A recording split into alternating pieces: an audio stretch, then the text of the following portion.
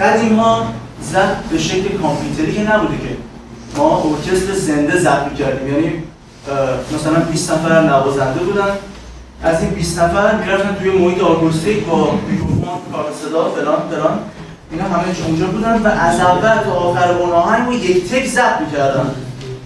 این شکلی نبود که مثلا اینجا وایسیم خب اشتباه شد دوباره از اول، این شکلی نبود. دو سه بار از اول ضبط می‌کردن، اون آهنگی که از همه بهتر بود اون انتخاب می‌کردن. پس اینجا خیلی باید نوازنده چیره دستی بوده باشه که اشتباه نکرده باشه. حالا اگر اشتباه کرده باشه چیکار باید بکنیم؟ خب قدیما نوار کاست بود دیگه، نوار کاست رو مثلا یه تیکه‌شو برش می‌دادن و این تیکه‌ها رو همینجوری می‌چسبوندن. که این حالا خیلی کار درستی نبود اون موقع، چون به هر حال نوار کاست وقتی ببری بندی بچسبونی به هر حال یه کلیکی میندازه تو آهنگ و مثل آهنگ‌های کامپیوتری که الان میشنوید خیلی تمیز صدا نمیداده. بیشتر ارکسترهای اون موقع هم از آکاردئون و ترومپت و باز جاز و بیسیست و ویولون بودن.